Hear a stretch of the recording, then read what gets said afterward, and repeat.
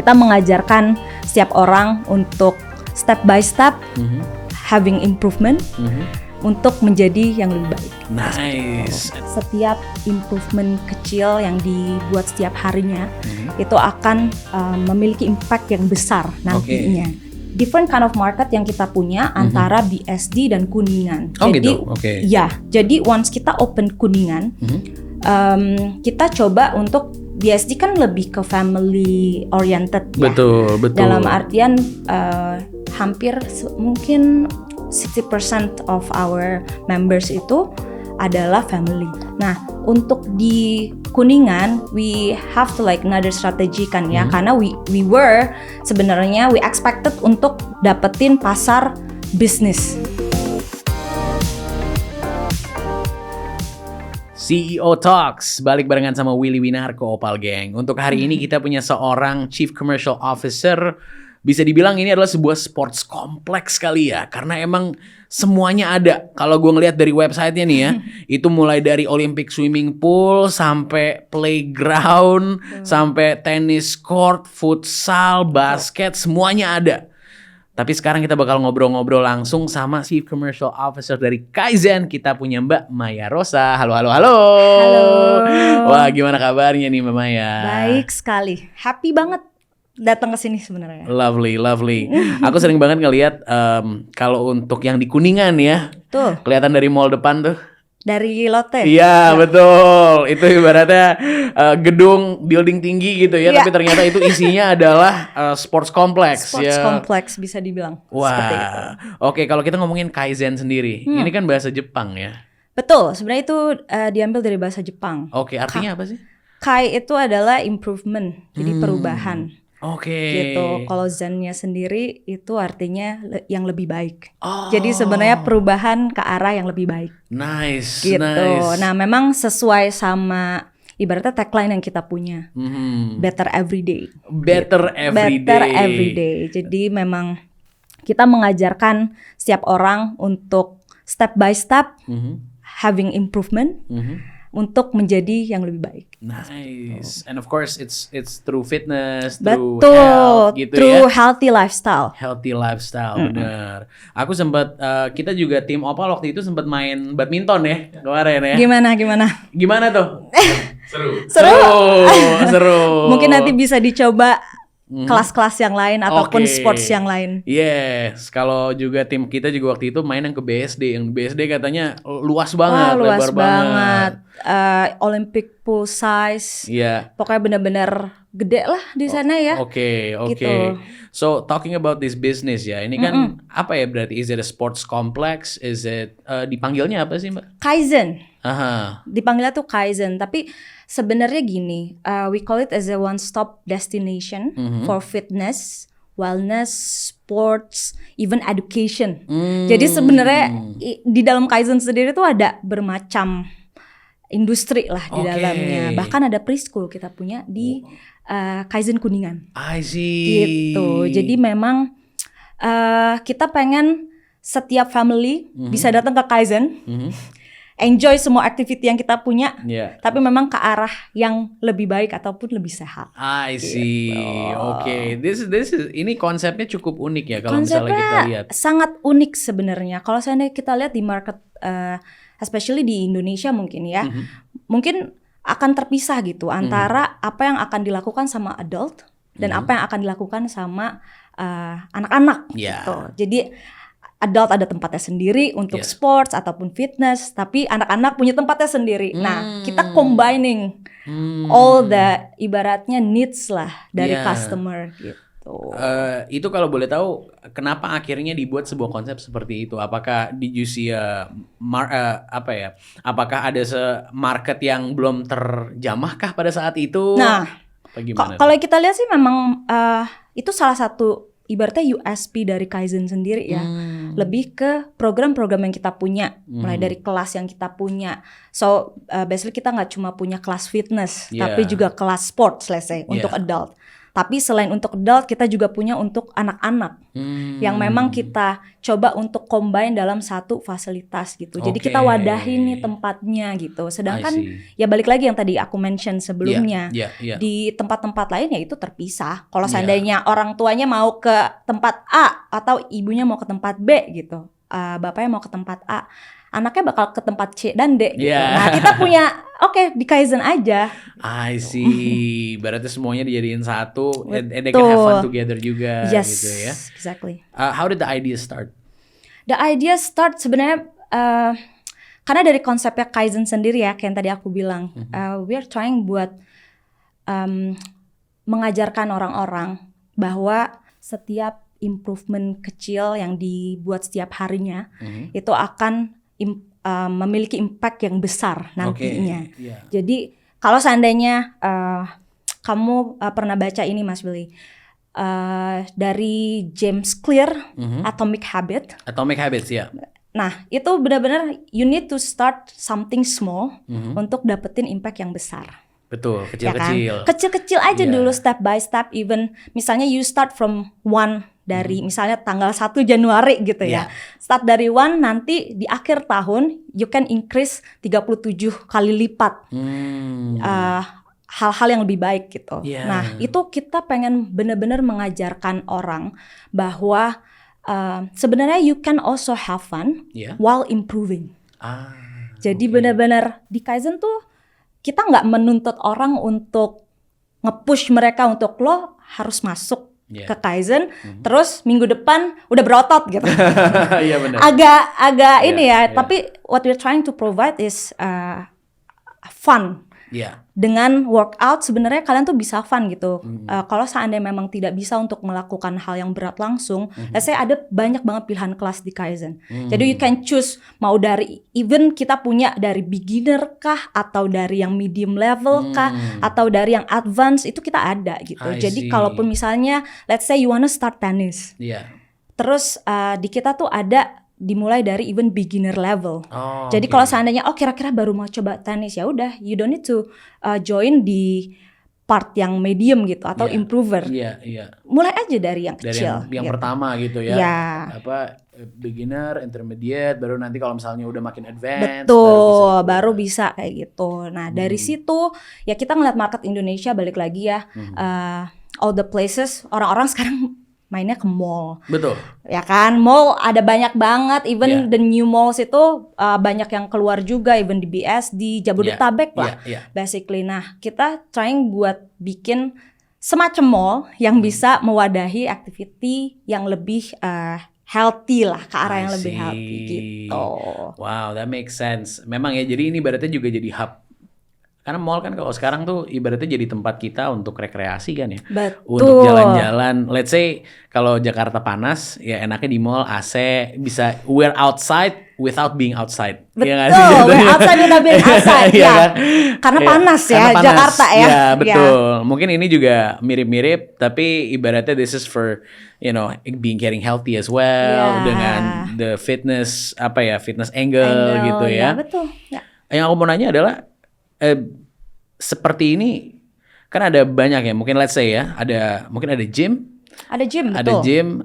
Maksudnya gym yang udah yang chainnya banyak gitu kan ya, ada gym yang chainnya banyak, betul. Terus juga ada apakah sports kompleks tapi mungkin nggak sebesar Kaizen kali ya kalau di luar sana, atau mungkin sports club gitu kali ya yang bisa jadi. Sebenarnya sports club mungkin ya. Tapi yang kita lihat di sini adalah there are a lot of competitors yang sebenarnya mengarah ke fitness ataupun sports gitu. Dan memang kita mencoba buat being different. This is the keyword is being different.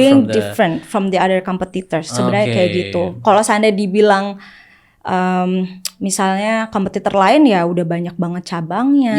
Betul. Tapi kan it's about being different, balik lagi ya. Kita mencoba untuk mewadahi sesuatu yang gak bisa didapetin di tempat-tempat lain gitu. Oke. Ngomongin tentang the pandemic pandemic recovery as well gitu ya. Orang-orang pada balik lagi, terus mereka mau keluar lagi, beraktivitas gitu ya. Paling banyak orang mau berolahraga apa sih sebenarnya? Mungkin kalau di Kaizen sendiri ya, kita ngelihatnya dari, kan kita punya semacam analysis lah behind our apps. Karena kita sebenarnya all the bookings itu go through apps. To the app ya. Ya, jadi kalau dilihat sebenarnya dua pasar nih, Kuningan dan BSD, mereka suka tenis. Tenis, oke. Untuk orang dewasa. Oke. Gitu, suka tenis. Terus activity yang lain ya masih bisa dibilang yoga kalau untuk orang dewasa. Oke. Nah, untuk anak-anak, mereka sangat suka gimnastik. Both ya, Kuningan and BSD itu mereka suka gimnastik dan juga basketball. Itu salah satu yang part favoritnya mereka sih. Nice. Berarti Gitu. tenis itu cukup diminati ya sekarang ya. Ya kelihatan sih. Kelihatan ya, kalau dari even now we have paddle. Paddle. Oh, ada juga paddle ya. Kita belum ada, tapi Belum nanti ada. next day Kaizen berikutnya mungkin akan ada paddle. Oke. Gitu. Ini unik sih karena aku juga sering ngeliat influencer sekarang pada main tenis, ya kan? Ada banyak banget yang akhirnya jadi influencer tenis pula gitu kan. Jadinya ada it's becoming a big sport ya. A big jatuhnya. sport. Also sebenarnya running ya. Running Itu juga ya? Kalau lihat seleb itu banyak yang starting buat ikut running nih. Iya. Tapi ya at the same time, kalau dari our point of view gitu ya, we are really happy with that gitu, karena itu yang something yang memang kita mau gitu dari awal that's ke arah perfect. sana. Perfect. Of course, dari tadi kita sudah melihat Kaizen perkembangannya mungkin cukup pesat ya dengan keunikannya sendiri. Ya. Tapi ada nggak sih tantangan selama 2 tahun ini pada saat mengejar apa ya sisi bisnisnya gitu? Sisi bisnisnya. Pertama sih mungkin yang tadi aku bilang di masa COVID ya. Yeah. Karena at that time we start itu pas lagi turun. Yeah. Tapi tiba-tiba naik lagi. Naik lagi. COVID. Yeah. Tiba-tiba naik lagi. What we wanted to do is like to membuat member-member yang kita punya untuk feeling secure ataupun safe, even berolahraga. Nah, memang kebetulan at the time where we had only BSD branch kan ya, pada saat itu sebenarnya banyak area-area di BSD tuh di luar. Jadi there are a lot of activities yang kita lakuin outdoor. Biar merasa lebih aman. Betul. Nah, sebenarnya tantangannya di sana. Gimana caranya agar orang tua apalagi ya, kalau sana anaknya mau melakukan aktivitas di luar, of course mereka bakal ngerasa, my kids safe nggak ya gitu loh. Jadi emang benar-benar kita harus meyakinkan dan bikin mereka tetap stay and not quitting. Intinya gitu. Jadi itu yang tantangan awal pas berdiri yang terbesar. Tapi along the way kalau sekarang ini mungkin lebih ke different kind of market yang kita punya antara BSD dan Kuningan. Jadi ya, jadi once kita open Kuningan, kita coba untuk BSD kan lebih ke family oriented ya. Betul. Dalam artian hampir mungkin 60% of our members itu adalah family. Jadi orang-orang yang tinggal di residential sana itu join lah. Nah, untuk di Kuningan we have to like another strategy kan ya, karena we were sebenarnya we expected untuk dapetin pasar bisnis. Jadi dalam arti si eksekutif muda ini nih yang mau memang hidup sehat gitu di area Kuningan gitu. Dan dari awal kita coba untuk masuk ke arah sana gitu. Ibaratnya kita udah tentuin, that's our target audience gitu ya. Tapi karena di Kuningan a lot of competitors, right? I mean, bener nggak? Betul. Beda sama BSD.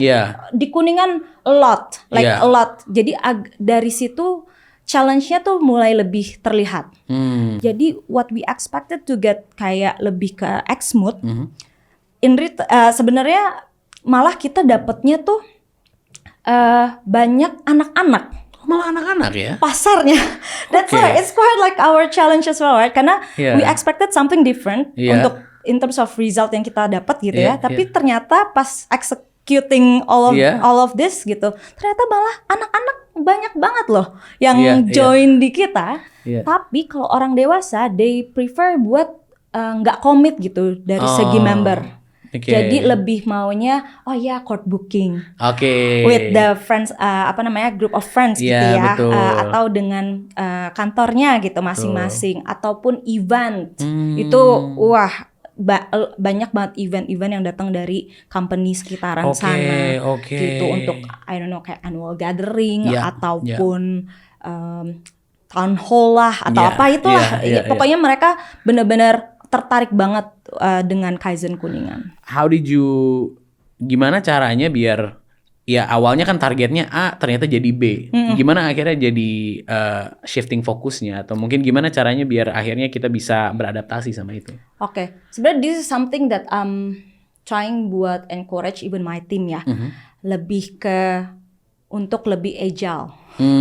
Dari segi menjalani ini semua gitu. Karena we know that we are startup company, kita baru berjalan 2 tahun, tapi sisi agile ini yang kita butuhin untuk berkembang. Jadi kalau seandainya there are a lot of kayak last minute request ataupun last minute strategy change misalnya gitu ya.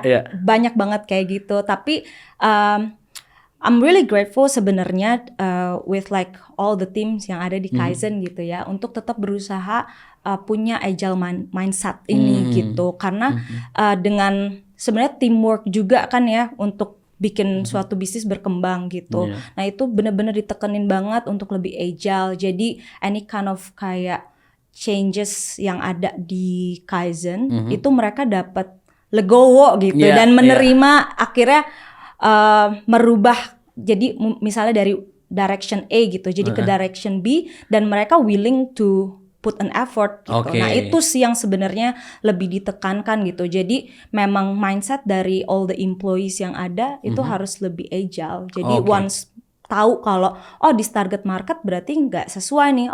Let's change the direction, let's change the strategy, harus kayak gitu. Jadi harus cepat ya. Harus cepat. Harus serba cepat. Harus serba cepat. Untuk ngelihat strategi Kaizen sendiri untuk kedepannya kira-kira mungkin ada nggak sih yang mau dicapai atau belum tercapai sampai sekarang? Sebenarnya sih gini, karena balik lagi sih we have a lot of competitors yang memang udah lebih stable lah. Bertahun-tahun. Of course, of course udah jadi udah jadi ingatan di orang-orang lah kalau seandainya that brand or this brand gitu. Nah yang kita trying buat ngelakuin adalah ke arah sana untuk increasing awareness, terus juga biar visibility of the brand itself lebih naik lah. Itu ke arah sana. That's why memang our plan is to kayak collaborate with misalnya communities lah, pokoknya orang-orang yang ibaratnya komunitas-komunitas yang bisa membawa banyak orang ke Kaizen. Nah itu yang kita trying buat menuju ke arah sana dan juga pasti expanding the business. Expanding ya. Pasti expanding. Jadi ya in 5 years we're trying, we have our plan lah buat ibaratnya expand not only di Jakarta. Intinya gitu. Jadi nanti akan bisa aja di luar Jakarta, luar Jawa mungkin. Maybe ya. But actually ya. Like potentially bisa juga ke sana. Nah ini kalau ngomongin tentang uniqueness juga, aku baca ada Kaizon. Nah ini Kaizon ini apa nih? Kaizon itu sebenarnya gini, the first time we launch, sebenarnya masih soft launching sih untuk yang di Kuningan. Nah we're trying buat ngadain soft launching kan ya, dan memang dengan filosofi kita yang memang pengen membuat orang-orang untuk hidup lebih sehat. Jadi we build Kaizon is like a community untuk sharing kayak tips and trick untuk hidup lebih sehat atau menu sehat yang ibaratnya di suggest lah dari Kaizen. Terus if we have kayak open classes yang memang free, we usually share it in that group. Jadi ya itu balik lagi, kita mau membentuk community di dalam Kaizen sendiri gitu. Jadi memang kita mau orang-orang dengan mindset yang sama untuk ke arah yang lebih sehat dan juga bisa suka olahraga lah ibaratnya. Kita kumpulin di sana. Gitu. Wow, ini community beberapa kali aku dengar juga, so it's very important ya buat Kaizen. Very important. Community. I might say it's quite like strategi yang kita punya adalah yaitu balik lagi engage dengan komunitas-komunitas. Dimana sebenarnya gini. mungkin lebih ke pemilihan komunitasnya juga ya. Ya. Apakah sesuai dengan produk kita atau enggak. Betul. Gitu. Karena beberapa komunitas yang memang let's say komunitas lari ataupun komunitas tenis ataupun komunitas sepeda, they spend a lot of money on bikes loh, misalnya gitu. Iya. Benar. Ya kan, maksudnya emang ya balik lagi, apakah itu sesuai target audience dari kita atau enggak? Nah itu yang kita coba untuk tuju lah. Gitu. Oke. What makes a good community to engage with? Sebenarnya lebih ke komunitas yang bisa saling menginfluence. Jadi dalam artian, misalnya anggotanya nih ya. Percuma dengan anggota banyak, tapi sebenarnya these people itu nggak bisa influence in each other, gitu. Jadi lebih ke kita mencari orang-orang dengan community yang quite solid. Jadi benar-benar bisa yang datang ke Kaizen gitu. They can also kayak recommend Kaizen ke another person gitu loh. Word of mouth sangat penting juga di sini gitu. Jadi memang kita coba cari komunitas yang punya keterikatan lah satu sama lain. Berarti komunitasnya nggak harus besar tapi solid. Nggak harus besar tapi lebih ke solid sih. Gitu. Iya, pada akhirnya juga mereka punya loyalitas sendiri gitu kan ya di situ. Betul. I see. Nah selama 2 tahun Kaizen sudah melakukan banyak hal. Kira-kira ada momen nggak sih yang sampai sekarang masih kepikiran dan paling menarik gitu kalau menurut Mama ya? Momen yang masih kepikiran ya, mungkin lebih ke momen dimana kita buka Kaizen dari awal sih. Ya, I mean we started from zero lah, from scratch gitu loh, dengan employee yang cuma berapa ya, mungkin bisa dibilang 20 orang. Tapi setelah makin berkembang, kita semakin punya banyak tim di dalamnya dan benar-benar harus menyamakan mindset di awal dengan mindset yang ada sekarang. Gitu. Itu sebenarnya momen yang for me trying to build the team di dalam Kaizen itu ya bisa dibilang susah-susah gampang gitu. Karena kan of course mereka bisa datang dari kompetitor lain yang memang udah punya mindset yang different than ours gitu loh. Sedangkan kita kan baru berdiri 2 tahun dan kita harus make sure they know that this is our our strategy, this is how we gonna do it. Are you willing to do extra miles misalnya, karena mungkin biasanya di tempat sebelumnya mereka udah lebih terstruktur gitu ya. Betul. Mungkin kalau di sini akan banyak challenge, tapi juga banyak kesempatan untuk mereka belajar gitu loh. Nah itu sih yang menurut aku momen dimana we were really trying from to build this from zero. Terus juga pas event Kuningan, the pre-opening part menurut aku itu the most challenging one. Pre-opening tuh momen dimana you have to convince customer tanpa mereka ngelihat building kita tuh kayak gimana sih? Karena belum ada belum jadi.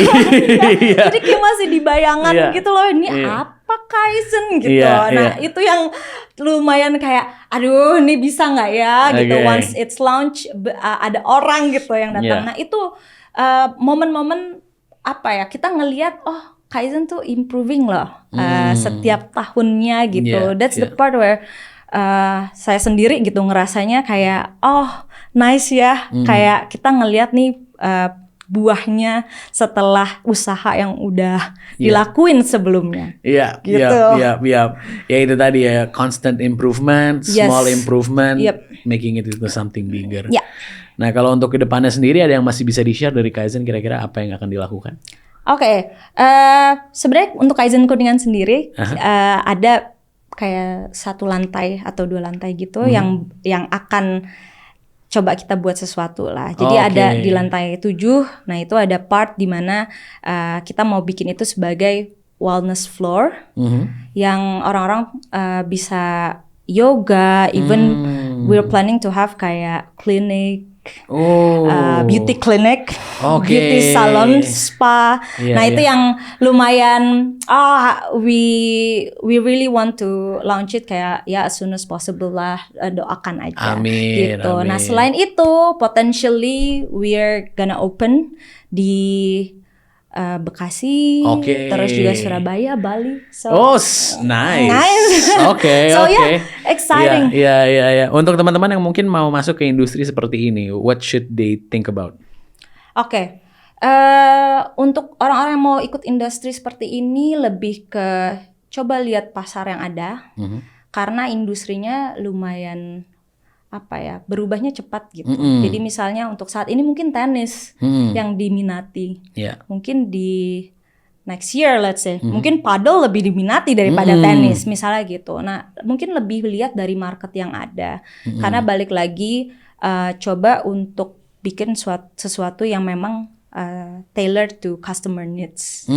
Dan ya bisa dilihat kalau seandainya kita punya something yang memang different, balik lagi sih, itu akan lebih banyak diminati sih sama orang. Oke, perfect. Ya semoga Opal Gang yang lagi nonton juga bisa belajar banyak dari obrolan kita hari ini. Lumayan ya, daging ya. Ada beberapa SKS untuk kita kuliah bersama-sama bersama Chief Commercial Officer dari Kaizen.